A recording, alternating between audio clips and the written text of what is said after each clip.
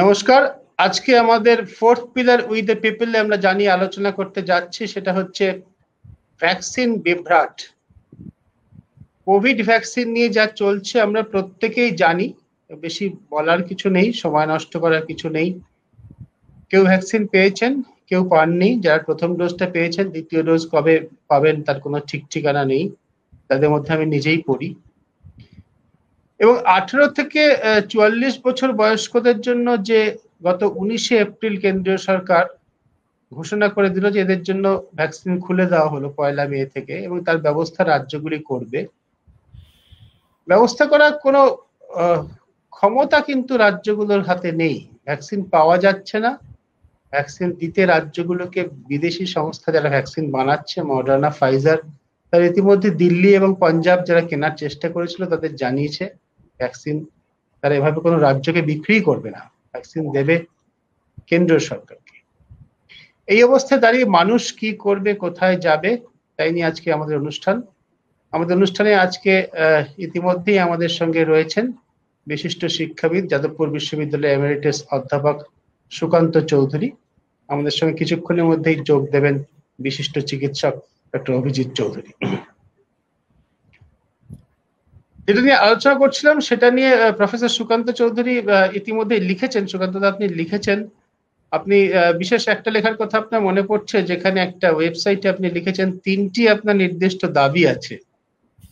একটা হচ্ছে যে ভ্যাকসিনের সার্টিফিকেট থেকে এই প্রধানমন্ত্রীর যে ছবি দেওয়া হয়েছে সেই ছবিটি তুলে নেওয়া হোক। দ্বিতীয় হচ্ছে যে সেন্ট্রাল ভিস্টা প্রজেক্ট দিল্লিতে যেটা চলছে, ময়দানবের কাণ্ড কারখানা, নতুন দিল্লিকে আবারও নতুন করে গড়ে তোলা, সে বিশাল কর্মকাণ্ড 20,000 কোটি টাকার প্রজেক্ট, সেটাকে বন্ধ রেখে সেই টাকাটা কোভিড কেয়ারে, কোভিডের চিকিৎসায় প্রতিষেধকে ব্যবহার করা হোক। এবং তৃতীয় যে কথাটা আপনি বলেছেন সেটা হচ্ছে পিএম কেয়ার্স ফান্ড, তার টাকা পয়সার যে কিভাবে কোত্থেকে কি আসছে, কিসে খরচ করা হচ্ছে, সেই ব্যাপারে স্বচ্ছতা আনা হোক, মানুষ জানতে পারুক। আপনার এই দাবি তো আমিও সমর্থন করি, নিশ্চয়ই শুভবুদ্ধি সম্পন্ন সমস্ত মানুষই, অনেক মানুষই অন্তত সমর্থন করবে। নির্দিষ্ট করে এই বিষয়ে আপনি মত প্রকাশ করছেন কেন? এটা আপনাকে ভাবাচ্ছে কেন সুকান্ত? আমি এটা আপনাকে প্রথমে জিজ্ঞাসা করব। দেশের সব লোকেরই ভাবা উচিত, এবং শুধু তাই নয়, সব লোকই আমরা বাধ্য হয়েই ভাবছেন।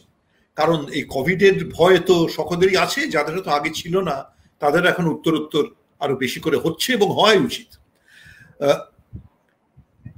এবং এখানে আমাদের আলোচনা আজকে যেটা হবে, ধরে দিচ্ছে আমি এবং ডক্টর অভিজিৎ চৌধুরীর আসার জন্য আমিও খুব ব্যাকুলভাবে অপেক্ষা করে আছি, কারণ উনি তো মানে এই কর্মক্ষেত্রের লোক, উনি একজন চিকিৎসক। শুধু তুমিও চিকিৎসক নও, আমিও চিকিৎসক নই, আমরা মানে সাধারণ মানুষের মতো আমরা একভাবে জিনিসটা দেখছি, উনি নিশ্চয় অন্যভাবে দেখবেন। কিন্তু কতগুলো জিনিস এত স্পষ্ট যে সেগুলোর জন্য কিছু চিকিৎসক হওয়ার দরকার হয় না, বা মস্ত বিজ্ঞানী হওয়ার দরকার হয় না। সে যাকে বলে এগুলো কোনো রকেট বিজ্ঞান নয়, এগুলো অত্যন্ত সহজ জিনিস। এবং এর যে অঙ্কগুলি এখন গুলিয়ে দেওয়া হচ্ছে নানাভাবে, কিন্তু যে মৌলিক যে একেবারে ভিত্তিতে যে অঙ্কগুলো, সেগুলো কিন্তু একজন মানে যে কোনো স্কুলের ছাত্র সে অঙ্কগুলো করতে পারে। এখন সেই সহজ অঙ্কগুলো আমরা যে কারণেই হোক গ্রহণ করতে চাইছি না। সেজন্যে আমরা, কেন সেটা সরকার বলতে পারবেন, তারা মানে অঙ্ক গুলিয়ে দিচ্ছেন, এবং সেইভাবে এবারে পুরো এই প্রক্রিয়াটাই, মানে ভ্যাকসিন প্রদানের প্রক্রিয়াটা এমনিতে সেটা একটা বিশাল কর্মকাণ্ড। নিশ্চয়ই এত বড় দেশ, এত বিচিত্র দেশ, সেখানে যেটা উত্তরোত্তর আমরা বুঝতে পারছি, শুধু তো শহরের লোকের কথা বুঝলে চলবে না, বা ওয়েবসাইটের মাধ্যমে আমরা যাদের নাগাল পেতে পারি তাদের কথা ভাবলে চলবে না। আমাদের প্রত্যন্ত গ্রাম অবধি যেতে হবে, সেখানকার সকলের যেমন এদিকে পরীক্ষা করতে হবে, চিকিৎসার ব্যবস্থা করতে হবে, তেমনি প্রতিষেধকের ব্যবস্থা করতে হবে। এটা বিশাল কাণ্ড। কিন্তু এরকম বিশাল কর্মকাণ্ড আমরা তো ভারতবর্ষে নানা কর্মে করি। সবচেয়ে যেটা উজ্জ্বল উদাহরণ সেটা হচ্ছে যে আমরা তো গত 70 বছরের ওপর ধরে আমরা যে এত বিশাল নির্বাচন করে আসছি, একটা সংসদীয় নির্বাচন, তার যে এলাহি কাণ্ড, সে তুলনায় কিন্তু বোধহয় মানে এই টিকাকরণ, এটা তো মানে একটা নির্দিষ্ট কাজ, এটা হয়তো মানে আর কি বোঝার দিক দিয়ে বা ব্যবস্থা করার দিক দিয়ে অত জটিল নয়। বিশাল এবং কঠিন নিশ্চয়, কিন্তু যোগ দিয়েছেন আমাদের সঙ্গে। সুকান্ত দা আপনি বলে নিন, তারপরে অভিজিৎ দার কাছে যাবো। আমার যে প্রশ্নটা ছিল চৌধুরী, আমার সুকান্ত চৌধুরীর যে প্রশ্নটা ছিল সেটা হচ্ছে যে আপনি একাডেমিক্স থেকে এটা নিয়ে ভাবছেন কেন? উনি লিখেছেন যে সেন্ট্রাল ভিস্টা প্রজেক্টে কাজ বন্ধ করা হোক, প্রধানমন্ত্রীর ছবি দেওয়া বন্ধ করা হোক, সার্টিফিকেটে পিএম কেয়ারস এর টাকাটা জানানো হোক কিসে খরচ হচ্ছে। আমি আরো বিশেষ মানে আরো ভ্যাকসিন নিয়েই আমি লিখেছি, আমি আনন্দবাজার পত্রিকায় তাই নিয়ে লিখেছি বাংলায়, এবং খুব সম্প্রতি আরো সুনির্দিষ্টভাবে আরো বেশি তথ্য এবং পরিসংখ্যান দিয়ে আমি ইকোনমিক টাইমস একটা লেখা লিখেছি। কিন্তু যদিও সেই লেখাটা বোধহয় 8-10 দিন হলো বেরিয়েছে, তাও বোধহয় নয়। সেই লেখার যে অনেক তথ্য এবং পরিসংখ্যান কিন্তু ইতিমধ্যেই মানে বাতিল হয়ে গেছে আর কি, তার থেকে আরো আমরা এগিয়ে গেছি বা পিছিয়ে গেছি যাই বলতে চাই। কিন্তু আমি একটা কথা আপাতত বলছি, তারপরে অভিজিৎ বাবু বলুন, তারপরে পরে আরো তো আলোচনা আমরা আসবো। সেটা হচ্ছে যে আমাদের বোধহয়, তুমি আমাদের জিজ্ঞাসা করলে যে আমি কেন এ নিয়ে চিন্তিত হচ্ছি, যেটা বললাম আমাদের সকলের চিন্তিত হওয়া উচিত, চিন্তিত না হলে চলবে না, এবং সকলের জন্য চিন্তিত হওয়া উচিত। ওই যে আমি কোনোভাবে গিয়ে একটা ভ্যাকসিন পেয়ে গেলাম বা 2 ডোজ ভ্যাকসিন পেয়ে গেলাম কেল্লাফাতে, আমার আর চিন্তা করার দরকার নেই। এটা আশা করি অভিজিৎ বাবু আরো অনেক তার চিকিৎসা বিজ্ঞানের ভিত্তিতে আমার মতটা সমর্থন করবেন। আমি একা টিকা পেলে বা আমার পাশে 100টা মানুষের ভেতরে 5টা কি 10টা লোক টিকা পেলে কোনো লাভ হবে না, যতক্ষণ না সকলে পাচ্ছে। এবং এটা সারা দেশ জুড়ে যেভাবে সম্মিলিতভাবে করা দরকার, এটা করতে পারে একমাত্র কেন্দ্রীয় সরকার, সারা দেশের সরকার, এবং পৃথিবীর সর্বত্র তাই হচ্ছে। ভারতবর্ষ পৃথিবীতে একমাত্র দেশ, আর কোনো জুড়ি পাওয়া যাবে না যেখানে এইভাবে এত একটা গুরুতর একটা কাজ, একেবারে আমাদের জীবন মরণ যার সঙ্গে যুক্ত আছে, সেটা এইভাবে ছড়িয়ে ছিটিয়ে মানে সব অর্থেই হেলাফালা করে দেওয়া হচ্ছে। এবং এটা যে কত অন্যায়, কত অস্বাভাবিক, এবং এর ফল কি মর্মান্তিক হতে পারে, এটা আমাদের না বুঝলেই নয়। যে এটা আমরা হতে পারে যে আমরা এই কাগজে দেখছি যে এ নিয়ে রাজ্য সরকারগুলি প্রতিবাদ করছে, কারণ তাদের ওপরেই পুরো দায় একটা এখন এসে পড়ছে। এখন আমরা ভাবতে পারি যে হ্যাঁ, কেন্দ্র আর রাজ্যের ভেতরে তো সবকিছু নিয়ে রাজনৈতিক কাজিয়া চলে, এটা বুঝি তেমন আরেকটা কাজিয়া। তা নয়, এটা একেবারে একটা অন্য গোত্রের ব্যাপার। অন্য 5টা বিষয় যে কেন্দ্র রাজ্য নিয়ে যে চর্চা চলে, সেটা কখনো হয়তো অনেক সময় মনে হয় যে রাজ্যের দিকেই যুক্তিটা আরো বেশি ভারী, কোনো কোনো ক্ষেত্রে তো কেন্দ্রের দিকে হতে পারে। কিন্তু এক্ষেত্রে এটা আপসহীন ভাবে আমাদের সকলকে মানতে হবে, এবং যথাসম্ভব চেষ্টা করতে হবে কেন্দ্রীয় সরকারকে মানাতে, যে তারা এটা না করলে নয়। তারা যদি এই দায়িত্বটা অবহেলা করেন, তারা এটা মানে রাজ্যগুলোর উপর ফেলে দেন, মানে কি বলবো, একটা খুব মানে একটা মর্মান্তিক একটা তুলনা মনে হচ্ছে। সেই তুলনাটা এখন দিয়ে আমি আপাতত শেষ করবো আমার বক্তব্য।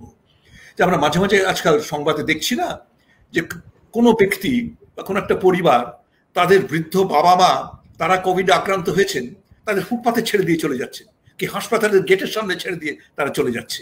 তারপরে হয়তো কোনো সহৃদয়ের প্রতিবেশী তারা সাহায্যে এগিয়ে আসছেন, কি পুলিশে দিয়ে হাসপাতালে ভর্তি করে দিচ্ছে।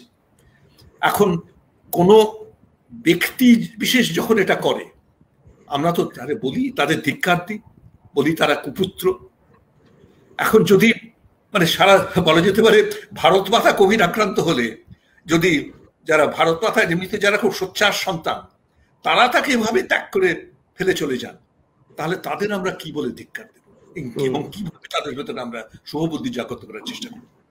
একই প্রশ্নটা আমারও সুকান্ত দা, আমরা অভিজিৎ দার কাছে। আপনি যেটা বললেন, এই ত্যাগ করার কাজটাও কেন্দ্রীয় সরকার আউটসোর্স করে দিয়েছে, ত্যাগ করার কাজটা রাজ্য সরকারকে দিয়ে করানোর ব্যবস্থা করা হয়েছে। 19শে এপ্রিল বলা হয়েছিল যে 18 বছর বয়সের উপরে 44 বছর পর্যন্ত সকলকে টিকা দেওয়া হবে। সংখ্যাটা দাঁড়ায় আমাদের দেশে 95 কোটি, 2টো ডোজ দিতে লাগে 190 কোটি। আমাদের দেশে এখন তৈরি হচ্ছে কোভ্যাক্সিন এবং কোভিশিল্ড মিলিয়ে 8.5 কোটি। 10 মাস লাগে শুধু প্রথম ডোজ দিতে। এই সরল অঙ্কটা জেনেও কেন্দ্রীয় সরকার বললো রাজ্য সরকারগুলোকে তোমরা ব্যবস্থা করে নাও, মানুষের উপর ছেড়ে দেওয়া হলো। এটা কি যুক্তি হতে পারে অভিজিৎ দা? এটার কারণটা কি হতে পারে? এই অঙ্কটা তো সকলেরই জানা।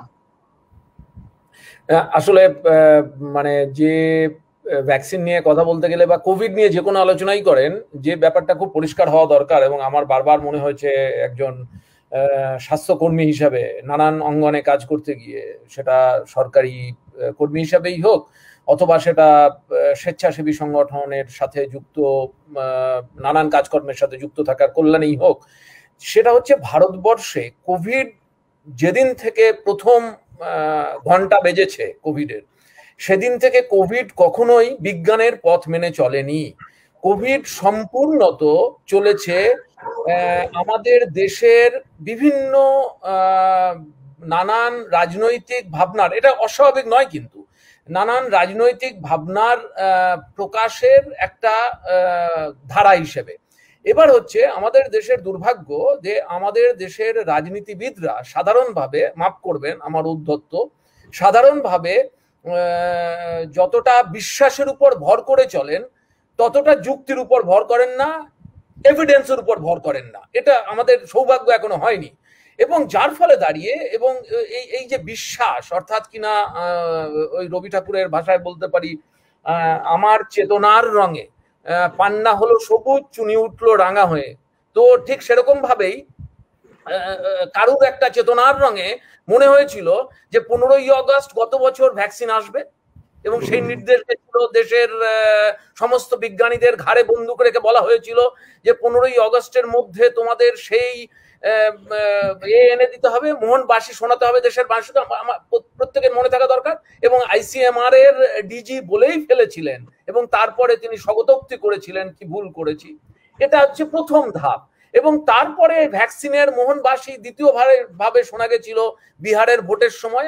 আমার মনে হয় আমরা কেউ ভুলে যাইনি, বিহারের ভোটে বিহারের মানুষকে শোনানো হয়েছিল যে বিনি পয়সায় প্রতিটা বিহারবাসীর কাছে ভ্যাকসিন পৌঁছে দেওয়া হবে। আমি প্রশ্নটা অবতারণা এই জন্যই করছি যে কে আগে ভ্যাকসিনটাকে নিয়ে রাজনীতি করেছে আর কে পরে ভ্যাকসিনটাকে নিয়ে রাজনীতি করছে, কে বেশি করেছে কে কম করেছে এটা নয়, কিন্তু ভ্যাকসিন নিয়ে সব সময় একটা আমাদের দেশে একটা অদ্ভুত রকমের ওই যেরকম রেশনের চাল দেওয়া হয়, যেরকম রেশনে গম দেওয়া হয়, ঠিক সেরকম ভ্যাকসিন দেওয়া হবে, এইরকম একটা অদ্ভুত রকমের ভাবনায় দেশবাসীকে, তার মধ্যে বিন্দুমাত্র বিজ্ঞান ছিল না। কারণ বিজ্ঞান কিন্তু এরকম ভাবে বোতাম টিপলে IR8, আমাদের ছোটবেলায় শুনতাম IR8 এর ধান হবে, এবং সেই IR8 এর ধান দেশবাসী পাবেন সবুজ বিপ্লবের সময় টময়, ঠিক সেরকম ভাবেই মনে হয়েছিল যেন ওই IR8 এর বোতাম টেপার মতন 15ই আগস্ট বা তার আশেপাশে কোনো এক সময় দেশবাসীকে দেশনায়করা ভ্যাকসিন পৌঁছে দেবেন। এবং আপনারা বাকি প্রতিটা পদক্ষেপে দেখবেন যে কোভিড নিয়ে এরকম ভাবেই আমি আমি আমি অসত্য প্রলোভন বলবো যে দেশ মুক্তি পাচ্ছে, দেশ সম্পূর্ণত কোভিড শূন্য হচ্ছে ইত্যাদি বারবার কথাগুলো বলা হয়েছে। এবং যে প্রশ্নটাতে আসছি, যে মূল কেঁচে গন্ডুস আমরা করেছি দেশের শাসকরা সবসময় কোভিডটাকে নিয়ে কমপ্লাসেন্সি অ্যান্ড ডিনায়াল। তার কারণ হচ্ছে তারা কখনোই কোভিডটাকে বিজ্ঞানের উপর, এবং কখনোই বিজ্ঞানীদের কথা শোনা হয়নি এবং এভিডেন্সের উপর ভরসা করা হয়নি। যখন বিজ্ঞানীরা বলেছেন যে দ্বিতীয় ওয়েভ আসছে, তখন বলা হয়েছে বুজরুকি করা হচ্ছে, এবং এরা দেশের মঙ্গলকামী নয়, এরা দেশের মানুষকে ভয় দেখাতে চায়। এবং আমি ব্যক্তিগতভাবে বলছি, যখন আমরা বলেছি মাস্ক ছাড়া যাবে না, মাস্ক আমাদের পরে থাকতে হবে প্রতিনিয়ত, আমরা কোভিডের যে মেঘ, সেই মেঘ কিন্তু চলে যায়নি, তখন সাধারণ মানুষকে এমন ভাবে একটা অদ্ভুত রকমের ভাবনার সত্তায় উদ্বুদ্ধ করা হয়েছে যে সাধারণ মানুষ অনেক ক্ষেত্রে ভেবেছেন এরা বোধহয় কোভিডের ভয় দেখাতে চাইছে। এবং এটা অত্যন্ত দুর্ভাগ্যের যে কোনো রঙের নয়, সব রঙের রাজনীতিবিদ এই এক ভাবনায় কিন্তু নিজেদেরকে অদ্ভুত রকমের একটা পরিতৃপ্তির অঙ্গনে তারা ছিলেন। এবং কারণ হচ্ছে, আবারও বলছি, যে আমাদের দেশের দুর্ভাগ্য হচ্ছে আমাদের দেশের রাজনীতিবিদরা, আবারও বলছি, বিশ্বাসের উপর ভরসা বেশি করেন। কনক্লুশন দিয়ে আমরা যারা ছোটখাটো গবেষণা করি, আমাদের প্রথমে হাইপোথিসিস খাড়া করতে হয়, তারপরে মেথোডোলজি করতে হয়, তারপরে কনক্লুশনে আসতে হয়। আর আমাদের দেশের রাজনীতিবিদরা কনক্লুশন দিয়ে শুরু করেন এবং তারপরে তারা উপরে চলতে শুরু করেন। অর্থাৎ কিনা মেথডটা কি হবে আর তার হাইপোথিসিসটা কি হবে সেটা শেষ থেকে শুরু হয়। এবং আমরা কিন্তু এই মুহূর্তে দাঁড়িয়ে এই যে বিজ্ঞানের উপর বিন্দুমাত্র শ্রদ্ধা দেখাইনি, এবং সম্পূর্ণত একটা অদ্ভুত রকমের কি বলবো, ওই মানুষকে প্রলোভন, মানুষকে কত মার্চ মাসের কত তারিখে, 8 তারিখে তো দেশের স্বাস্থ্যমন্ত্রী তো বলেই দিয়েছিলেন যে ভারতবর্ষ কোভিড মুক্ত হতে যাচ্ছে। তো আমি বলছি তিনিও তো চিকিৎসক একজন, তো আমি তাকে অশ্রদ্ধা প্রদর্শন করছি না, কিন্তু আমার মূল বক্তব্য হচ্ছে যে এটার মধ্যে পলিটিক্স বেশি ছিল, রাজনীতি বেশি ছিল দেন এভিডেন্স অথবা বিজ্ঞানের যে ভাবনা, সেই ভাবনাগুলো ছিল। মানুষকে এতটা সুরক্ষা দেয়া দরকার, কিন্তু মানুষকে একটা স্বপ্নের সুরক্ষা দেওয়ার জন্য কিন্তু দেশের সরকারের উপর মানুষ ভরসা করে না। তো কাজেই ভ্যাকসিন নিয়ে কিন্তু তার এক্সট্রিম এক্সপ্রেশন হয়েছে। ওরা ভাবতেই পারেনি যে এত ভ্যাকসিনের দরকার হবে। ওরা ভেবেছিল ভ্যাকসিনটা হচ্ছে ওই রকম চাল তেল গমের মতো, ধুর করোনা চলে গেছে, ধুর দেশের মানুষকে করোনার থেকে রক্ষা করার জন্য ভ্যাকসিন আর লাগবে না। কজন আর মাস্ক পরে, ভোটটা দেখলেন না, ভোটে কজন মাস্ক পরেছে বলুন তো?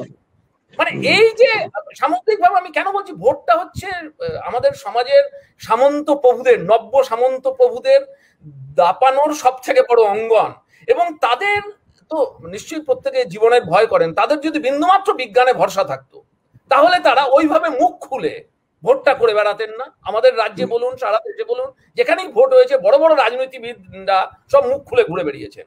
তো আমার বক্তব্য হচ্ছে যে এখানে মূল ভিত্তিটা কিন্তু হচ্ছে বিজ্ঞানে ভরসা নেই এবং বিজ্ঞানকে অশ্রদ্ধা করেন এনারা, এবং এনারা সব থেকে বেশি যেটা করেন সেটা হচ্ছে এভিডেন্সকে বিশ্বাস করেন না, যার ফলে ভ্যাকসিন হচ্ছে কোনো ভরসা ছিল না, ভ্যাকসিনের প্রস্তুতিও ছিল না, এবং ভেবেছিল ওই কয়েক লাখ লোককে ভ্যাকসিন দিতে পারলেই বোধহয় দেশটা মুক্তি পাবে। সেই অনুযায়ী ভারতের ভ্যাকসিন যুবরাজকে সম্পূর্ণ তো স্বাধীনতা দেওয়া হয়েছিল, তুমি যেমন খুশি দেশের বাইরে ভ্যাকসিন বাণিজ্য করো। তারপরে যখন জেগে উঠেছে, তার ঘেঁটি ধরার চেষ্টা করা হচ্ছে, তখন সে তো পাখি হাতের বাইরে। মানে নিন্দুকে বলে, আমি ডেটা ফেটা নিয়ে আসছি না, কারণ যত ডেটা ওই lie damn and statistics, let's agree on that. Data বলে, ডেটা তো বলেই, এবং নিন্দুকেরা বলে ভারতবর্ষের বাইরে যত ভারতবর্ষের ভ্যাকসিন গেছে দেশের মানুষের জন্য এই মুহূর্তে তত ভ্যাকসিন অ্যাভেলেবল নয়। এ তো দুর্ভাগ্যের নয়? আজকে দাঁড়িয়ে যখন আমেরিকার বন্ধুরা বলছে যে আমরা I am vaccinated so I can Rome free, আমার ওই আমেরিকা মানেই সব মহান, এটা ভাবার কোনো অবকাশ নেই, আমার কোনো ভাবনা নেই, কিন্তু আমার বারবার তো সত্যি নিজেকে বড় বেশি দুর্ভাগা বলে মনে হয়। আর প্রফেসর চৌধুরী যে কথাটা বললেন আমি ভীষণ সেটা টাইমলি বলে মনে করি, যে ওই আমি অভিজিৎ চৌধুরী অথবা প্রফেসর সুকান্ত চৌধুরী অথবা সুদীপ্ত সেনগুপ্ত ভ্যাকসিন পেল সেটা গুরুত্বপূর্ণ নয়, ভারতবর্ষের কত কোটি মানুষ ভ্যাকসিন পেল তার সেটা সব থেকে বেশি গুরুত্বপূর্ণ। কারণ ও ভ্যাকসিন না পেলে ও ইনফেক্টেড হবে এবং ও সিভিয়ার ইনফেকশন হবে, ও আমাকে দেবে, ওই যারে তুমি নিচে ফেলো সে তোমারে বাঁধিবে যে নিচে, পশ্চাতে রেখেছো যারে সে তোমারে পশ্চাতে টানিছে। কাজে এটা যদি ওরা না বুঝতে পারে, এটা ওরা বুঝতে পারছে না, তাহলে আমরা কোনোদিনই এটা জাস্টিস করব না। আর কাজে এখন কিন্তু বলটা বেশ কঠিন গেম হয়ে গেছে।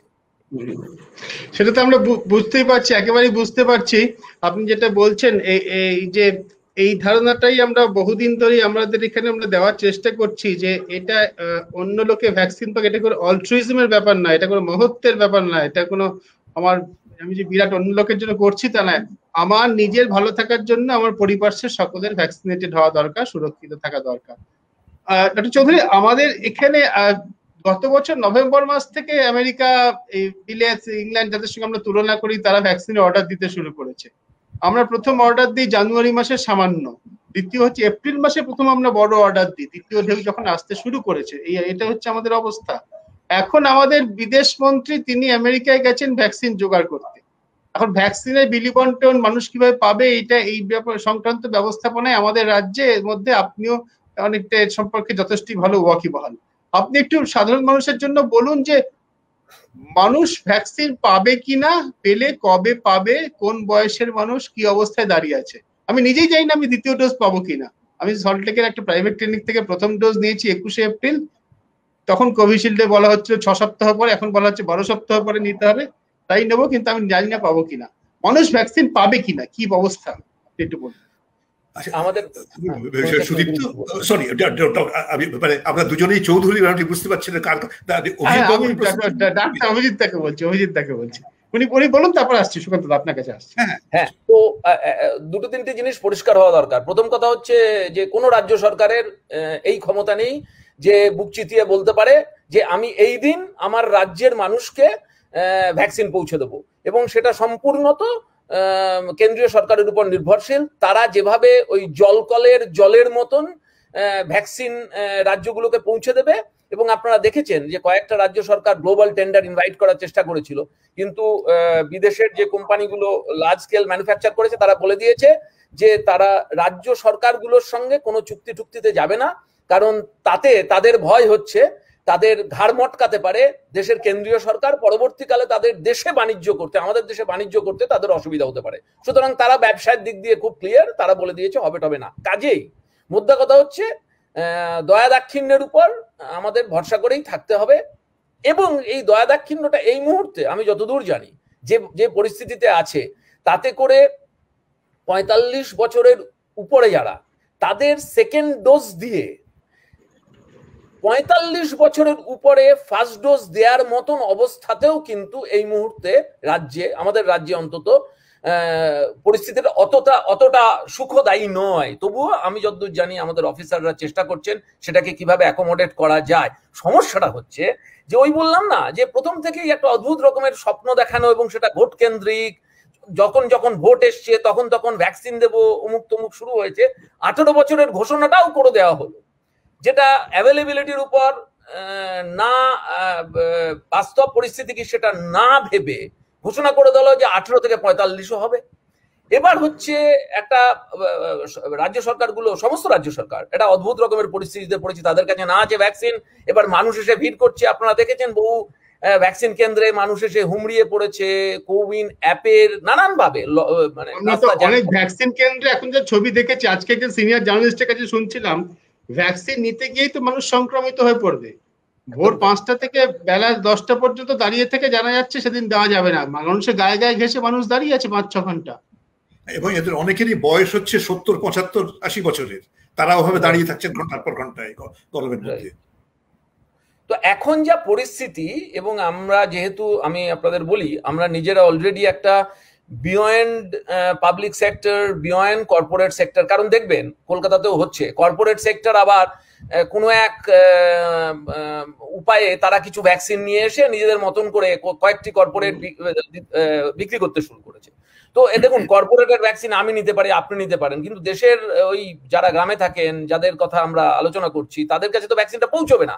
কাজেই পৌঁছতে গেলে একমাত্র সরকারের কাছেই ভ্যাকসিন থাকতে হবে, এবং সরকারের কমপ্লিমেন্টারি ওয়েতে আমাদের ভ্যাকসিন অ্যাক্সেস, আমি আপনাদের বলি, আমরা অলরেডি কলকাতাতে পশ্চিমবঙ্গে একটা ভ্যাকসিন অ্যাক্সেস ইনিশিয়েটিভ বলে অর্গানাইজেশন ফর্ম করার চেষ্টা করছি, যেখানে দাঁড়িয়ে আমরা সরকারি চৌহদ্দিরকে কমপ্লিমেন্টারি ওয়েতে যাতে আউটলেটস তৈরি করে ফিউচারে once it is available আমরা এটাকে করতে পারি। সুতরাং ফার্স্ট ইস্যুটা হচ্ছে এখন অ্যাভেলেবিলিটি।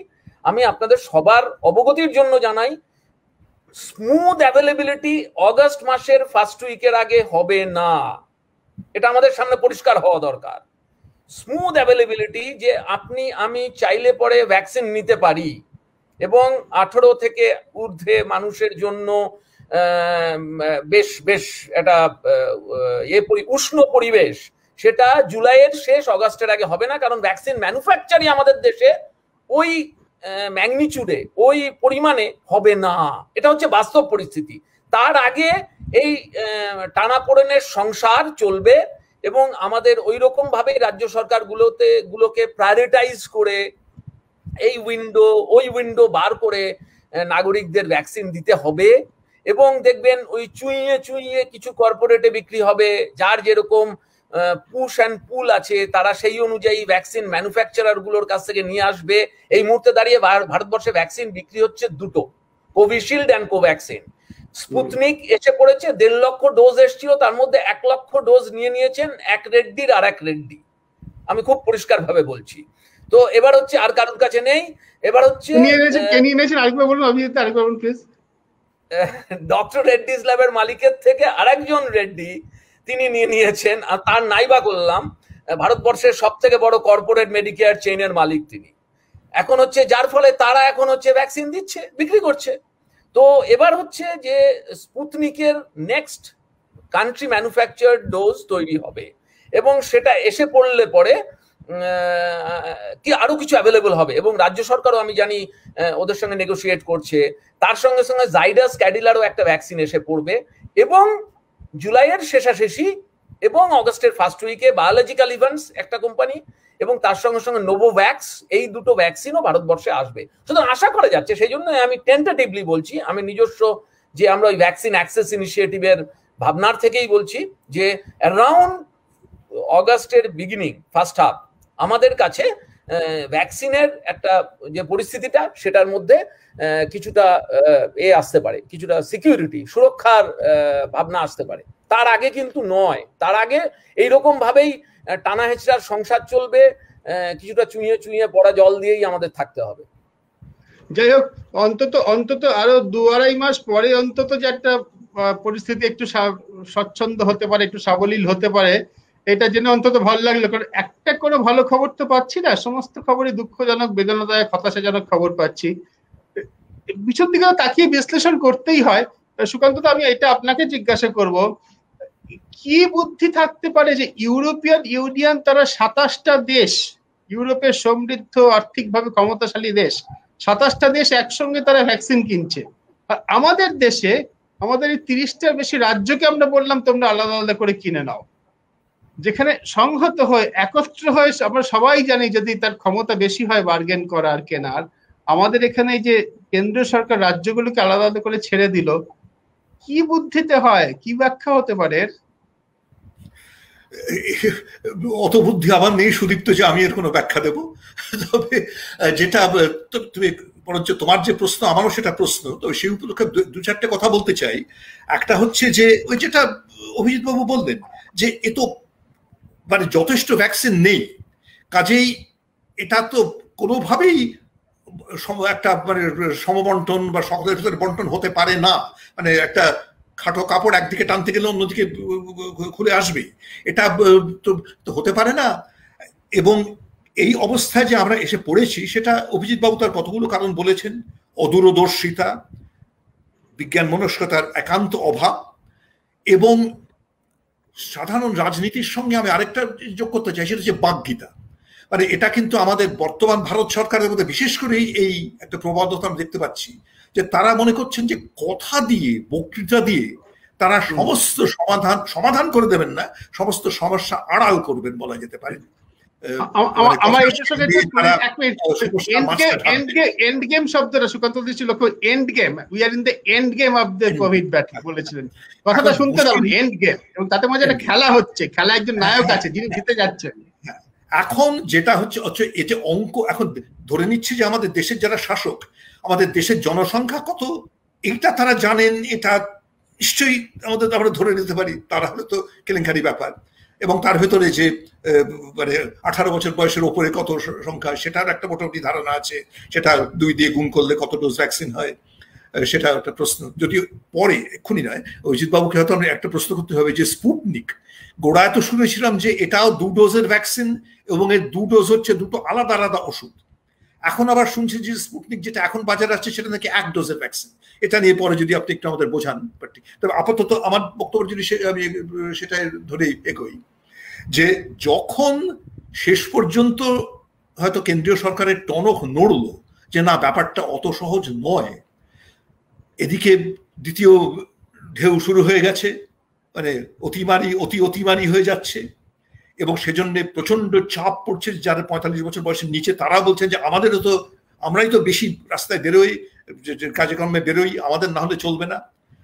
তখন তারা একটা প্যাচ করছিলেন যে এই সমস্যা তো সমাধান হওয়ার নয়, তখন তারা অঙ্ক করছিলেন, দেখলেন যে অঙ্ক মেলে না, তখন তারা বলটা ঠেলে দিলেন রাজ্যগুলির কোর্টে, যাতে এখন তারা এবং তাদের যারা দলের লোক, তাদের সমর্থক, তারা এখন প্রত্যেক রাজ্যে বলতে পারেন আমরা কি করবো, এই তো দেখো তোমরা যে হাসপাতালে যাচ্ছে সেটা তো রাজ্যের পরিচালিত, যে লোকটা তোমাকে টিকা দিচ্ছে তাকে তো রাজ্য বাইরে দিচ্ছে, সব দোষ রাজ্যে। তোমরা গিয়ে লাইন দাও হাসপাতালে, যদি লাইন না পাও তোমরা তাদের গালাগাল দাও, সেখানে ভাঙচুর করো। যদিও এক্ষেত্রে রাজ্যের কিচ্ছু করার, এবং যদি আমাদের যারা শ্রোতা আছেন এইটা একটা বোধহয় আবেদন আমিও করবো, বা মনে হয় যদি অভিজিৎ বাবু করেন সেটা আরো অনেক জোরালো হবে, যে যদি খুব 2-4টে কোনো ক্ষেত্রে দুর্নীতি হচ্ছে কিনা জানি না, প্রায় এরকম সময় আমরা ধরেই নিই যে কিছু একটা মানে বেনিয়ম কিছু হচ্ছে, অধিকাংশ ক্ষেত্রে হয় না এরকম ব্যাপারে, কিন্তু তারা হলে যে প্রতিষ্ঠান থেকে আমরা টিকা নিতে যাচ্ছি সেটা যদি সরকারি প্রতিষ্ঠান, রাজ্য সরকারের প্রতিষ্ঠান হয়, এ ব্যাপারে রাজ্য সরকারের কিচ্ছু করার নেই। সেই প্রতিষ্ঠানের যারা কর্তৃপক্ষ তাদের তো আরো বেশি করেই বলা যায় তাদের কিচ্ছু করার নেই। টিকা না পেলে তারা কি করবেন? তাদের যতই গালাগাল দেওয়া হোক, মারধর করা হোক, ভাঙচুর করা হোক, টিকা পাওয়া যাবে না। টিকা একটা সুষ্ঠু ব্যবস্থা কেন্দ্রীয়ভাবেই করতে হবে। এবং সেখানেই আমি অভিজিৎ বাবু যে বললেন যে অগাস্ট মাসের পর থেকে টিকার যোগান সম্বন্ধে আমরা আরেকটু নিশ্চিত হতে পারবো, তা উনি বললেন, উনি একজন ওয়াকিবহাল মানুষ, এই শুধু চিকিৎসক নন, তিনি এই কোভিডের ব্যাপার নিয়ে তিনি এর সঙ্গে যুক্ত আছেন, ভাবনা চিন্তা করছেন। কাজে এতে আমি অনেকটা আশ্বস্ত হলাম। কিন্তু কারণ সত্যি বলতে কি, যে হিসেবগুলো আমি এতদিন দেখেছি তাতে কিন্তু এতটা আশ্বস্ত হওয়ার অবকাশ আছে কিনা আমি জানি না। কারণ বর্তমানে আমরা দেখছি কিন্তু যে এখন বোধহয় মোটামুটি কোভিশিল্ডের মাসে 6 কোটি ডোজ এবং কোভ্যাক্সিনের মাসে 2 কোটি ডোজ, এই মোটামুটি 8 কি 8.5 কোটি ডোজ আমাদের এই মুহূর্তে যোগান আছে। এপ্রিল মাসে মোটামুটি 8 কোটি ডোজ সত্যি কিন্তু টিকা দেওয়া হয়েছিল। মে মাসে সে সংখ্যাটা প্রচন্ড কমে এসছে।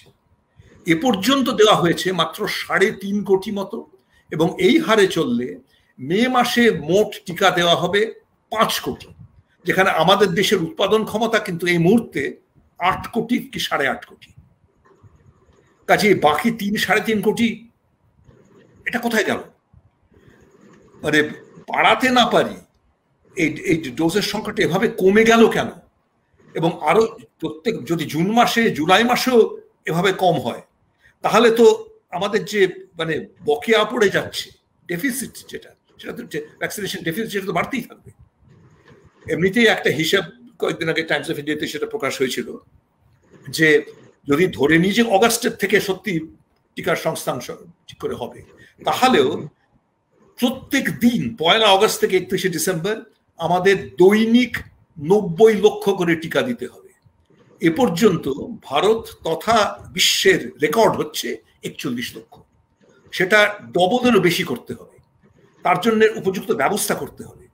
কিন্তু ব্যবস্থা না পরের কথা, সে যোগান আসবে কি? কারণ যোগানটা সেইভাবে বাড়াতে গেলে আবার হয়তো অভিজিৎ বাবু ভালো বলতে পারবেন যে আমাদের কোভ্যাক্সিন এবং কোভিশিল্ডের উৎপাদন খুব বেশি মাত্রায় বাড়াতে হবে। সেটা বিশেষত কোভ্যাক্সিন বাড়ানোর 2-4টে পদক্ষেপ এতদিনে সরকার নিচ্ছেন, যারা তারা অনেক আগে নিতে পারতেন।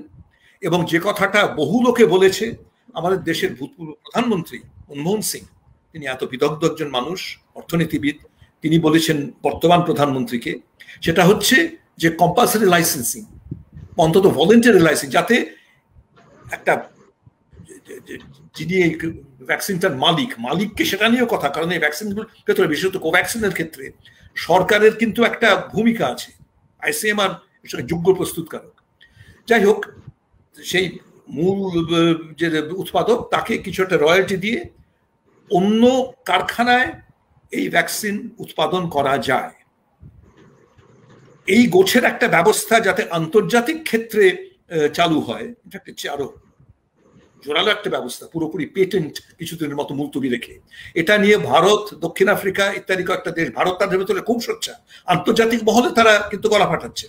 কিন্তু আমাদের দেশে অনুরূপ যে ব্যবস্থাটা তারা চাইলেই করতে পারে, তার যেটা সম্পূর্ণ তাদের হাতে এবং তার জন্য আইন আছে, সেটা কিন্তু তারা প্রায় করছেন না। এতদিনে কোভ্যাক্সিনের উৎপাদন বাড়ানোর জন্য 2-1টি সরকারি প্রতিষ্ঠানে কিছু বরাদ্দ দেওয়া হয়েছে।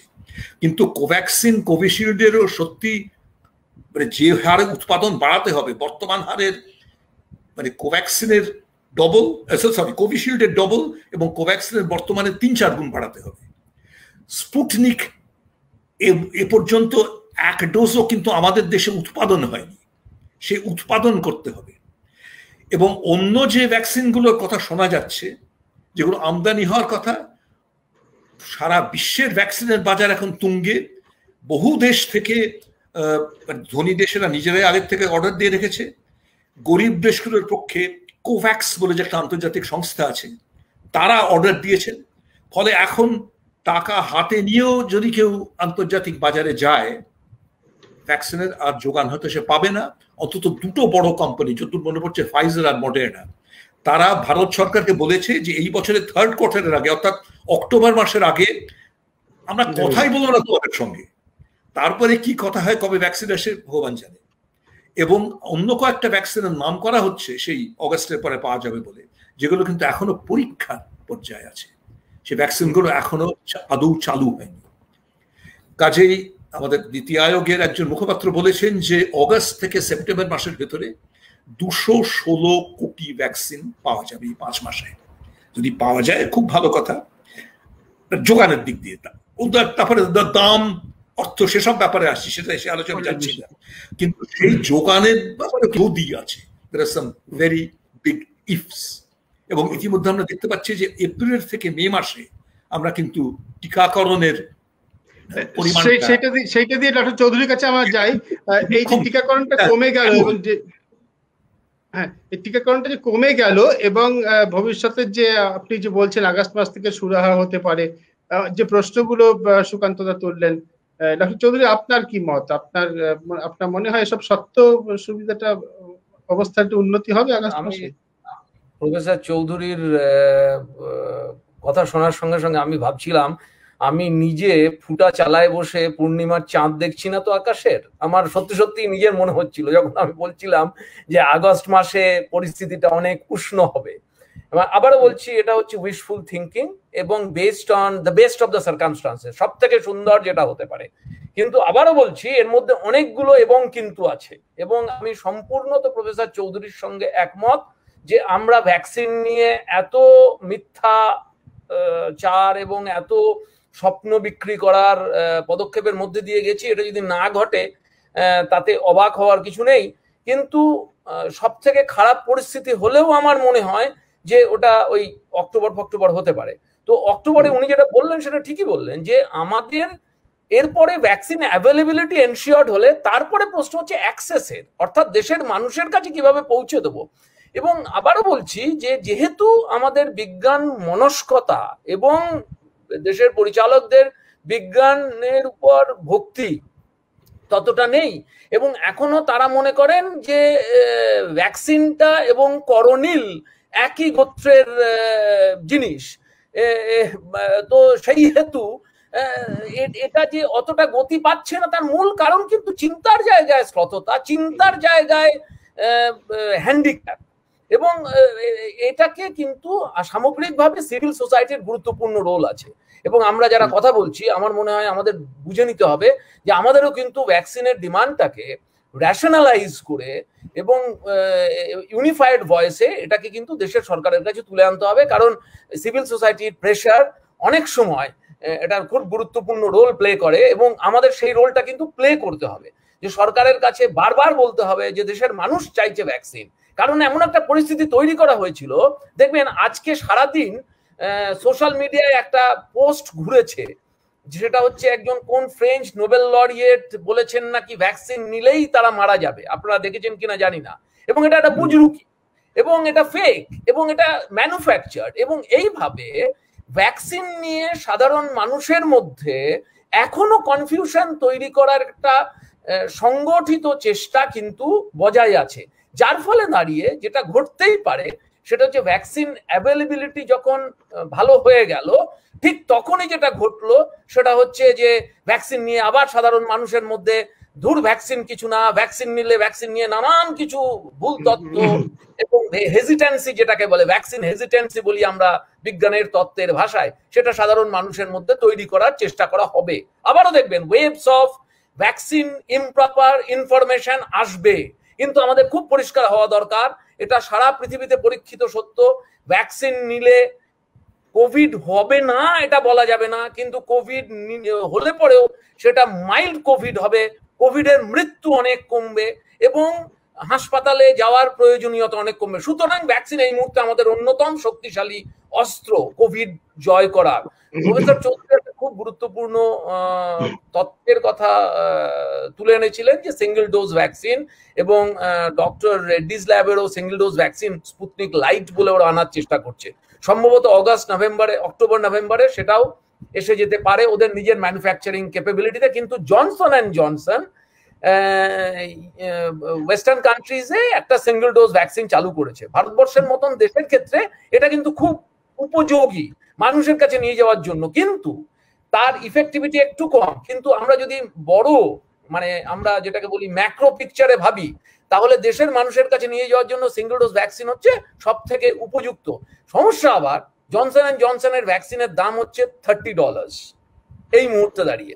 এবার $30 এর ভ্যাকসিন আমার দেশের মানুষের কাছে পৌঁছে দেওয়াটার জন্য অবভিয়াসলি উপযুক্ত নয়। আমার দেশের 200-300 টাকার বেশি কেউ যেতে পারবে না, 2100। ওটা যদি আমি কস্ট অফ ইউসেজ ধরি, সাপ্লাই চেইন ধরি, তাহলে ওটা 2500 টাকায় দাঁড়াবে দেশের মানুষের জন্য, যতদিন না ওটা আমার দেশে বায়োলজিক্যাল ইভেন্টস আমি জানি ওদের সঙ্গে নেগোশিয়েট করছে ওটাকে যদি এদেশে আনতে পারে। একটা ইনিশিয়াল চুক্তি হয়েছে।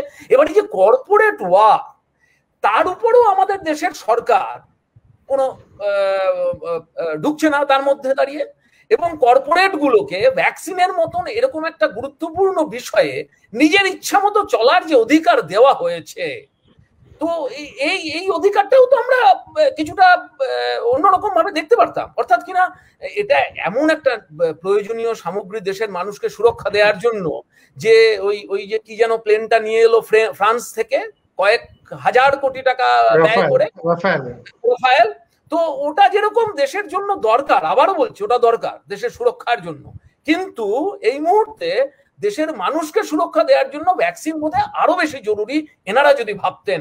এবং এটা যদি ভ্যাকসিনের গায়ে যদি ওই পুজোর তিলক এঁটেও আমাদের দেশের মানুষকে ভ্যাকসিন দেয়, তাহলেও খুশি হব আমরা যে ওইরকম ভাবে রাফায়েল পুজো হয়েছিল সেরকম ভাবে ভ্যাকসিন পুজো করা হচ্ছে।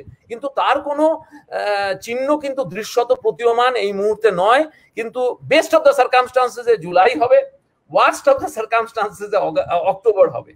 তো এইরকম একটা ভাবনায় স্বপ্ন দেখতে সত্যি ইচ্ছা করে ভারতবাসী হিসাবে, যে আমরা এত খারাপ হওয়ার কথা ছিল না। ভারতবর্ষ ছিল যে যারা গর্ব করে বলতো যে আমরা সারা পৃথিবীকে ভ্যাকসিন সাপ্লাই করি, আর সেই ভারতবর্ষের মানুষকে এখন ভ্যাকসিন দাও বলে পৃথিবীর দুয়ারে সেই ভারতবর্ষের বিদেশ মন্ত্রীকে যেতে হচ্ছে, প্রত্যেককে বলতে হচ্ছে দাও বাবা তোমাদের উচ্ছিষ্ট, আমাদেরকে একটু যদি দাও আমরা নিয়ে পড়ে বাঁচি। সত্যিই দুর্ভাগ্যের। এই পরিস্থিতিতে আমাদের পড়ার কথা ছিল না, যদি ওদের বিজ্ঞানের উপর ভরসা থাকতো। আবারও বলছি, এদের বিজ্ঞানের উপর বিন্দুমাত্র ভরসা নেই। সেটা তো সেটাই তো মূল সমস্যার জায়গা। একজন দর্শক যেটা বলছে, হরিয়ানা সরকার সরকারিভাবে করোনিল অর্ডার দিয়েছে। এই করোনিল যে প্রস্তুতকারক সংস্থা আমরা জানি, তার মাথায় যিনি আছেন সেই যোগগুরু, তিনি তো দুদিন আগে বললেন যে অ্যালোপ্যাথি চিকিৎসায় লক্ষ লক্ষ লোক মারা গিয়েছে, এটা তামাশা, বেকার। তারপরে অবশ্য স্বাস্থ্যমন্ত্রী চিঠি লিখলেন তাকে, এবং তিনি বলেন কথাটা তিনি প্রত্যাহার করেছেন। যার বিরুদ্ধে আইনি ব্যবস্থা নেওয়া উচিত ছিল, আমরা একটা ভিডিওতে বলেছি, যাকে গুপি গাইন বাঘাবাইনের আমল হলে গলায় জুতোর মালা পরিয়ে উল্টো গাদায় চাপিয়ে দেশের দেশান্তরী করা উচিত ছিল। তাকে স্বাস্থ্যমন্ত্রী একটা চিঠি লিখলাম, আপনি এটা প্রত্যাহার করছেন, মানে আমি প্রত্যাহার করছি। কথাটা শুধু প্রত্যাহার, ক্ষমা পর্যন্ত চাননি। সেই যোগগুরু নির্দেশে যখন সরকার চলে, তখন সেই সরকারকে তাকে সুমতি দেওয়ার জন্য নাগরিকদের কি কর্তব্য, এটা নিয়ে আমরা একটু আলোচনা করি। আমরা কিভাবে সরকারকে সুমতি দেওয়াতে পারি, এটা যদি একটু বলেন। অভিজিৎ দা বলুন, তারপরে আমি সুকান্ত চৌধুরীর কাছে। আমি একজন সরকারি কর্মী, সরকারের অশোক স্তম্ভের যারা মালিক, তাদের সঠিক বেঠিক নির্ধারণের কোনো অধিকার আমাকে দেওয়া হয়নি। আমি শুধু এটুকুই বলতে পারি, আমি একজন স্বাস্থ্যকর্মী হিসাবে চমকে উঠেছি কুম্ভ মেলা দেখে। এবং বিশ্বাস করুন, আমরা পশ্চিমবঙ্গে বসে এখন বুঝতে পারছি না যে কিভাবে শুধু কুম্ভ মেলার জন্য উত্তরপ্রদেশের গ্রামকে গ্রাম উজাড় হয়ে গেছে, এবং তার কোনো খবর কিন্তু আমরা পাইনি। আমরা কয়েকদিন আগে গঙ্গায় লাশ দেখে চমকে উঠেছিলাম, শিহরিত হয়েছিলাম, আমরা দুঃখ করে বলেছিলাম যে এও দেশে এও হয়। এবং আজকে দাঁড়িয়ে একটু আগে দেখছিলাম যে ওইরকম আরো একটি রাজ্যে, আবার সেটা বললেই এক্ষুনি আসলে সমস্যাটা হচ্ছে আমাদের মুখ দিয়ে যাই বেরোয় সেটাকেই আমরা হয় বিজেপি, না হলে সিপিএম, না হলে তৃণমূল, কিছু একটা কথা বলছে এর মুখ দিয়ে। এরকম একটা অঙ্কে ফেলে দিয়ে আমরা নাগরিক কণ্ঠকে কিন্তু একটা অদ্ভুত রকমের কোণায় নিয়ে আসার চেষ্টা করি। কিন্তু নাগরিকের কণ্ঠস্বর যে তার বেদনার কণ্ঠস্বর, তার ভাবনার কণ্ঠস্বর, এবং তাকে যে কোনো পরিচিত রাজনৈতিক চৌহদ্দির ছাপ মারার প্রয়োজন হয় না, সেটা আমরা ভাবতে পারি না। কাজে সেই ভাবনা থেকেই বলছি যে এই পিরিয়ডে এই দ্বিতীয় যে দুর্ভাগ্যের ঢেউ, সেই ঢেউতে শুধু কুম্ভ মেলা ভারতবর্ষের গ্রাম ভারতকে যেভাবে উজাড় করে দিয়েছে, সেটা কি কারুর অবগতি ছাড়া হয়েছে? এটা আমাদের ভাবতে হয়। কাজে এ বড় দুর্ভাগা দেশ সুদীপ্ত বাবু। কোথায় যে মানে আমরা এটাকে কিভাবে কারেক্ট করব, আমার মনে হয় প্রফেসর চৌধুরী আমার থেকে বেটার এটাতে আলোকপাত করতে পারেন। তার আগে অভিজিৎ, একজন দর্শকের প্রশ্ন ছিল যে আগস্ট মাসের কথা যে বলা হচ্ছে, তার মধ্যে আবার থার্ড ওয়েভ এসে পড়বে না তো? একজন দর্শকের প্রশ্ন ছিল, এটা নিয়ে কি কিছু আপনার জানা আছে? এখনো পর্যন্ত যা প্রেডিকশনস, আমরা এগুলো মডেলিং এন্ড প্রেডিকশনস এর উপর ভরসা করি, তাতে যদি তৃতীয় ঢেউ আসবেই বলে ভূতের ভয় দেখানোর কোনো মানে হয় না দেশের মানুষকে। কিন্তু আমাদের প্রস্তুতি থাকা দরকার, এবং প্রস্তুতিতেও যে প্রজেকশন সেটা হচ্ছে যে নভেম্বর ডিসেম্বর নাগাদ যদি আবার তৃতীয় ঢেউ এসে পড়ে, তাহলে সেই রকম একটা মানে অন্ততপক্ষে, আসলে আমরা করোনাতে সত্যি কথা বলছি, আমি আমার বন্ধুদের মজা করে বলি যে ভাইরাস আমাদের ঘেঁটি ধরে ছেড়ে দিয়েছে, যা তোকে ছেড়ে দিলাম। আমরা সব একদম নীরব দর্শকের মতন কোন রকমের আত্মরক্ষার চেষ্টা করেছি, এছাড়া তো কিছু হয়নি। আর যাদের মুখের দিকে তাকিয়েছিলাম আমাদের রক্ষা করবে, তারাও বলেছেন ধুর করোনা কিছু নয়, ওতে কিছু হবে না, করোনা পালিয়ে গেছে ইত্যাদি। কাজেই সেই রকম একটা good surmise or good guess বলতে পারি। আবারও বলছি যে এগুলো সব এরকম ভাবে প্রেডিক্ট করা যায় না, কারণ করোনার বিজ্ঞান এখন আমাদের সামনে অতটা পরিচ্ছন্ন নয়, যতটা পরিচ্ছন্ন হলে আমরা খুশি হতাম। তো নভেম্বর ডিসেম্বরের আগে মনে হয় না আমাদের আবার কুঁচকে যেতে হবে, আবার মাথা নিচু করতে হবে। কিন্তু তার মানে এই নয় আমাদের মুখ থেকে মাস্কটাকে সরিয়ে ফেলতে হবে। আমি সবাইকে করজোড়ে নিবেদন করব যে আমরা যে অভ্যাসটা করেছি, এই অভ্যাসটা যেন না ছাড়ি। এটাই আমাদের আত্মরক্ষার সব থেকে বড় উপায় বিয়ন্ড ভ্যাকসিন। বিপ্রদীপ সোমেন বলে যে তিনি প্রশ্ন করেছে যে তৃতীয় ঢেউ আসবে কিনা, তার উত্তর আপনি পেলেন। এছাড়া ভ্যাকসিন সংক্রান্ত অনেক প্রশ্ন আসছে দর্শকদের, সেগুলো সমস্তগুলোতে আমি যেতে পারছি না, মার্জনা করবেন, অনেক সময় লাগবে, একজন করে উত্তর দেওয়া সম্ভব নয়। এ বিষয়ে অতীতেও অনেক আলোচনা হয়েছে, সময় পেলে আমরা ডক্টর অভিজিৎ চৌধুরীর কাছে যাব।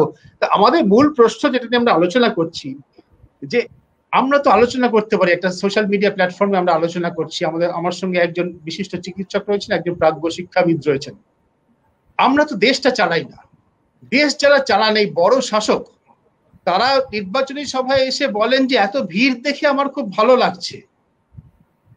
সমস্ত বিজ্ঞানীরা, সমস্ত বিজ্ঞান জানা মানুষ, চিকিৎসকরা বলে আসছেন ভিড় হচ্ছে ভয়ঙ্কর, ভিড়ের থেকে করোনা ছড়ায়। এই অবস্থায় দাঁড়িয়ে ওই যে শাসকের সুমতি কি করে আনা যায়, আর মানুষ কি করতে পারে, সুকান্ত যদি একটু আপনার ভাবনা আমাদের সঙ্গে শেয়ার করেন। হ্যাঁ, নির্বাচনের প্রসঙ্গটা তুলেছো ভালোই, কারণ যখন ডক্টর চৌধুরী ওই কুম্ভ মেলার কথা বলছেন, কুম্ভ মেলা তো আছেই, সেটা যে কত সাংঘাতিক একটা বিপর্যয় হয়ে দাঁড়িয়েছে সেটা বোঝার জন্য চিকিৎসক হওয়ার বোধহয় দরকার হয় নাই, আমরা সাধারণ মানুষও বুঝতে পারি। কিন্তু সেই সঙ্গে হ্যাঁ, এটা আমি শুধু রাজনৈতিক নিরপেক্ষতা বজায় রাখার জন্য বলছি না, আমি এমনি এটা মনে করে বলেই বলছি যে কয়েকটি রাজ্যে, বিশেষত আমাদের রাজ্যে যেখানে নির্বাচন হয়েছে, অন্য রাজ্যে তো নির্বাচন হয়নি, তাহলে সেখানে কেন বাড়লো, সে এসব কূটযুক্তি থাক। কিন্তু যেসব রাজ্যে দেখছে নির্বাচন হয়েছে, সেখানে এরকম বিশাল সমাবেশ হয়েছে এবং পরে কোভিডের প্রকোপ বেড়েছে, এখানে একটা কার্যকারণ সম্বন্ধ বোধহয় খোঁজা খুব অন্যায় নয়। এবং এও বলতে হয় যে এক্ষেত্রে সব দলই কিন্তু সমান। এমনকি যে দলগুলি বলছিল যে সবগুলো নির্বাচনে 3-4টে কিস্তি এক করে দাও, তারাও কিন্তু একেবারে শেষ পর্যায়ে পৌঁছবার আগে তাদের সবার সংখ্যা এমনিতেই কিছু কমানো, সেখানে মাস্ক পরা, দূরত্ব বজায় রাখা ইত্যাদি কোনো কিছু এরকম সাবধানতা অবলম্বন করা, তাদের দিকেও কোনো প্রবণতা দেখা যায়নি এবং তা ডাকা সম্ভব নয়। একটা নির্বাচনী সভায় থাকা যায় না। যাই হোক, সেই পোস্টমর্টেমের ভিতরে আর গিয়ে লাভ নেই। তো যেটা একটা কথা, আর বোধহয় সময় হয়তো খুব বেশি নেই, তবে ছোট করে একটা বিষয় কিন্তু একটু বোধহয় আলোচনা করা দরকার, সেটা হচ্ছে যে আর্থিক দিকটা। এখন আমরা হয়তো এখানে ওখানে দেখে থাকবো যে কেন্দ্রীয় সরকার এই বছরের কেন্দ্রীয় বাজেটে, অর্থবর্ষে, তারা 35,000 কোটি টাকা আলাদা করে রেখেছেন কেবলমাত্র কোভিডের টিকার জন্য। একটু কৌতূহলের ব্যাপার, সেটা নিয়ে এখন আমাদের আলোচনা করার তো অবকাশ নেই, এবং কি আলোচনা করবো আমি তো জানি না। এই টাকাটা কিন্তু স্বাস্থ্য বাজেট থেকে আসছে না, এই টাকাটা আছে অর্থ মন্ত্রকের যে নিজস্ব খরচের যে বাজেট থাকে তার থেকে, কেন আমি জানি না।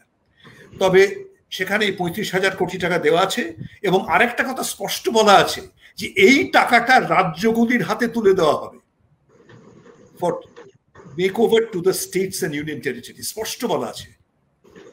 এখন এটা সহজ পাটিগণিতের হিসেব, গোড়ায় যে দামে কেন্দ্রীয় সরকার প্রথম কিস্তির ভ্যাকসিন কিনেছিলেন সেটা নিয়েও কিছু বিভ্রান্তি আছে, তবে যতদূর বোঝা যাচ্ছে সে দামটা ছিল ডোজ প্রতি 150 টাকা, তার উপরে 5% জিএসটি।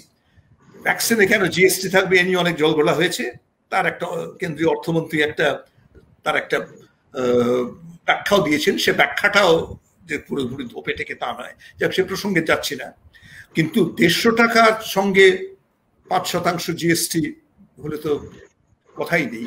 যদি আমি ধরি 200 টাকা সঙ্গে 5% জিএসটি, তাহলেও কিন্তু পুরো অঙ্কটা ওই 35,000 কোটি ছাড়ায় না, তার একটু কমই থাকে। এবং মনে রাখতে হবে যে 4,000 কোটির মতো টাকা ইতিমধ্যেই গত অর্থবর্ষে কেন্দ্রীয় সরকার দিয়ে রেখেছেন ওই স্বাস্থ্যকর্মী, অন্য ফ্রন্টলাইন ওয়ার্কার ইত্যাদি, এদের জন্য যে ওই জানুয়ারি মাসে খুব বিলম্বে হলেও যে অর্ডারটা দেওয়া হয়েছিল গত অর্থবর্ষে। কাজেই সেদিক দিয়ে দেখলে তো টাকার অভাব হওয়ার কথা নয়, অথচ এখন সেই 35,000 টাকার গল্পটা, 35,000 কোটি টাকার গল্পটা, সেটা কোথায় হয় উবে গেছে।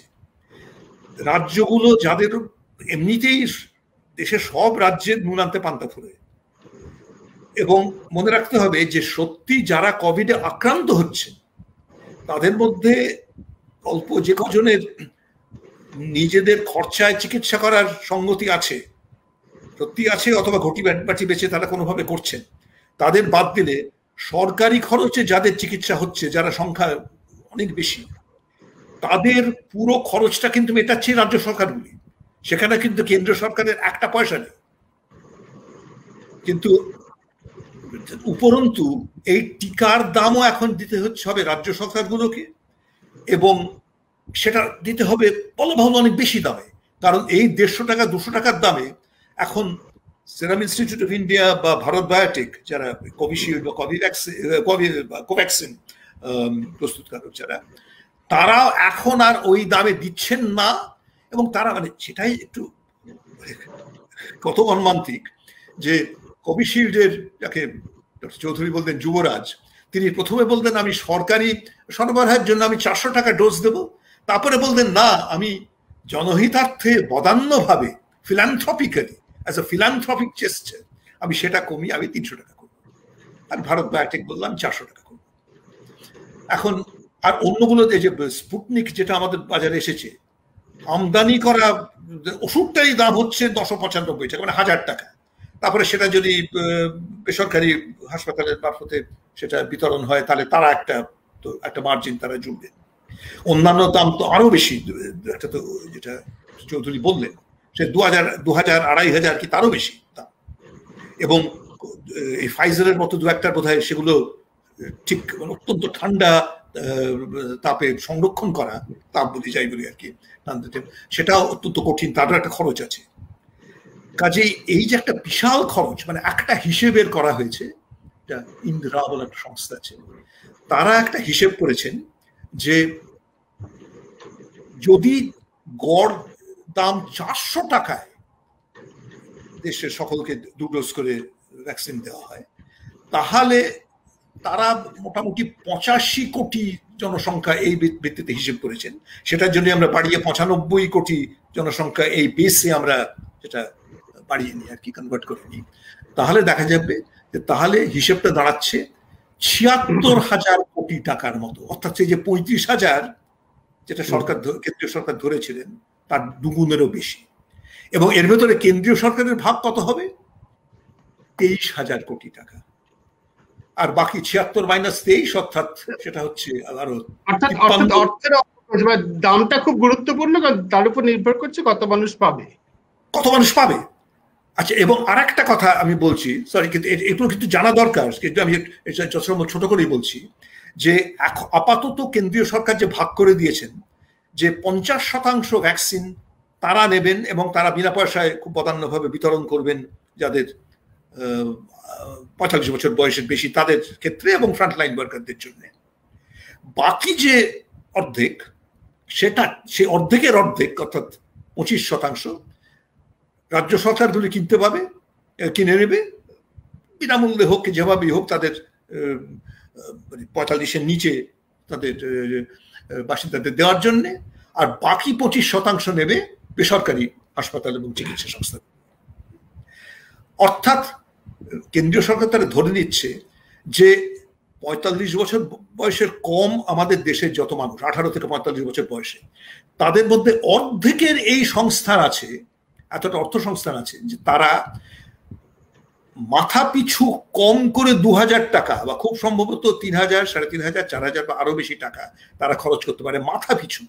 একটা পরিবারে যদি এরকম 4 জন লোক থাকে, একটি দম্পতি এবং তাদের ধরুন শ্বশুর শাশুড়ি, ছেলের বউ, আমি 4 জন ধরি, বাচ্চাদের তো এখানে ধরতে হচ্ছে না, তাহলে তাদের ন্যূনতম খরচ হবে 7000, 8000, 10,000 টাকা, যেটা আমাদের দেশের অর্ধেক লোকের মাসিক আয়ের বেশি। অসম্ভব, কাজে এটা সম্ভব নয়। কাজে এর অবশ্যম্ভাবী ফল হবে যদি এই অবস্থা টিকে থাকে যে কোটি কোটি মানুষ টিকা পাবে না বা নেবে না। এবং সেই পুরনো কথা আমরা ফিরে আসছি যে যদি সত্যি আমাদের এই 95 কোটি মানুষের ভেতরে 25 কোটি মানুষ কি 15 কোটি মানুষও টিকা না নিয়ে থাকেন, তাহলে বাকিরা টিকা পেয়েও কিন্তু তারা সম্পূর্ণ সুরক্ষিত হবেন না, তাদের বিপদটা থেকে যাবে। এবং সেই তৃতীয় ঢেউ যখন আসবে তখন কিন্তু সেই তৃতীয় ঢেউটা আরো অনেক জোরে আছড়ে পড়বে, তার আঘাত এমনিতে যা হতো তার চেয়ে অনেক অনেক বেশি। আমরা অভিজিৎ চৌধুরীর কাছে গিয়ে শেষ করব, তার আগে একটা খুব ছোট্ট করে বলে দিই, একজন দর্শক বই উপমন্যু চক্রবর্তী বলছেন ভ্যাকসিন নিয়ে ওই যে একজন বিজ্ঞানীর নামে যে পোস্ট ঘুরছে, যে কথা অভিজিৎ বাবু বললেন, হ্যাঁ পরিষ্কার করে বলি, এটা অভিজিৎ বাবু বলেছেন, আমি নিজেও বহু প্রোগ্রাম এটা নিয়ে করেছি, একেবারে মিথ্যা কথা বিশ্বাস করার কোনো কারণ নেই।